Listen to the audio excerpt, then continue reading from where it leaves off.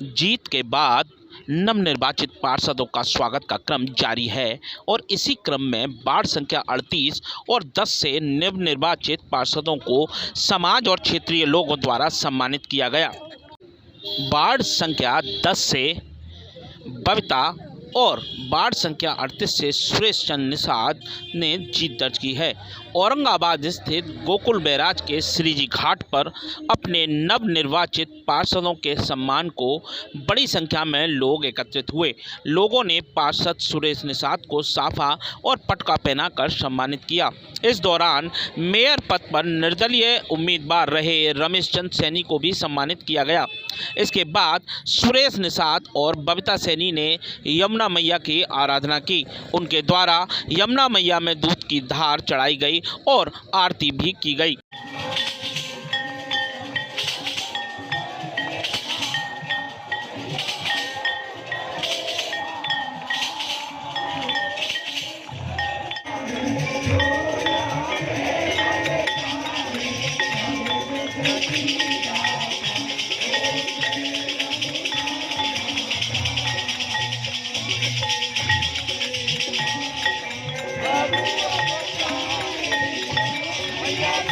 सुरेश निषाद ने कहा कि वे 2 बार जिला पंचायत सदस्य भी रहे हैं और जनता ने उन्हें दूसरी बार ही पार्षद पद की जिम्मेदारी सौंपी है।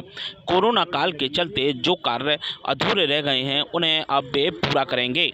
अपने वार्ड से आप जीते हैं, जनता का क्या जनादेश आपको मिला है? देखो, सबसे पहले तो आज हम यमुना मैया का दुग्ध अवशेष करके आरती किए, तो सबसे पहले तो बोलो श्री जी महारानी की जय।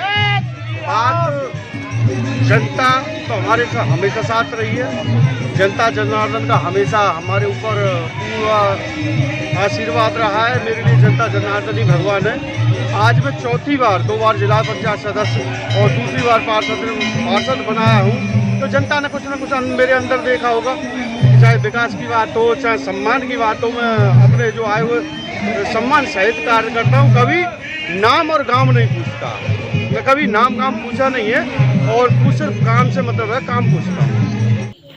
वार्ड 10 से पार्षद बनी बबीता सैनी के पति वंटी सैनी ने इसे जनता का प्यार बताते हुए उनकी आकांक्षाओं पर खरा उतरने की बात कही है।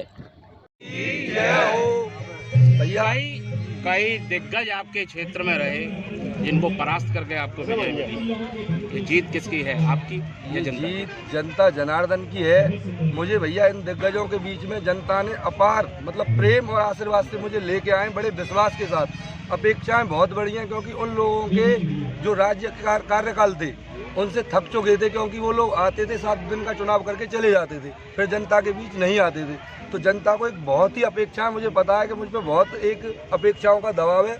मैं इन्हीं के आशीर्वाद और मार्गदर्शन, जैसे मेरे बड़े भैया हैं, इनसे लेते हुए उनको पूर्ण करने की पूरी कोशिश करूंगा। सैनी जी, एक बात बताइए कि आपके सामने ऐसे महारथी थे और ऐसे योद्धा थे जो चुनावी मैदान में थे, और दूसरा ये कि उनको कम 30-40 साल वर्षों का अनुभव है, और ऐसे दिग्गजों से आपने मुकाबला किया, क्या कहेंगे? मुकाबला करने में मुझे कभी भी कोई दिक्कत इसलिए नहीं आई क्योंकि जनता जनार्दन विशेष मतलब पूरे रूप से, पूर्ण समूह से, सर्व समाज से मेरे साथ हो गई। और उन्होंने सभी जो मेरे साथ युवा साथी, बुजुर्ग साथी जितने भी थे, मेरे बुजुर्ग पिता तुल्य लोग थे, वो कोई भी ऐसे नहीं लड़े कि बंटी पार्षद बन के लड़ रहा है। वो सभी लोग, सभी समूह एक सभी पार्षद की हैसियत से लड़े। मुझे बड़ा गर्व होता है। वो ये कहते हैं कि हमने कभी भैया ये नहीं समझा कि आप पार्षद हैं। आप निर्दलीय चुनाव लड़े हैं, तो आपने किसी पार्टी से टिकट लेने की कोशिश की? नहीं, हमारा कोई प्रयास नहीं था।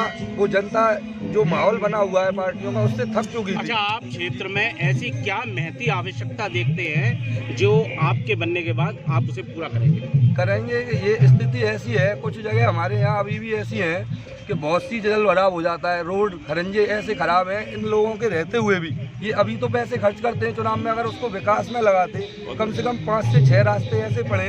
जल भराव जब बरसात में होता है तो वहाँ से निकलना बिल्कुल मुश्किल हो जाता है। वो सारी जनता इनके वादों से परेशान हो गई है, और वो सब चीज़ें हमारे संज्ञान में लाई गई थी। हम उन्हें पूर्ण रूप से और संकल्पित रूप से सही करेंगे भैया।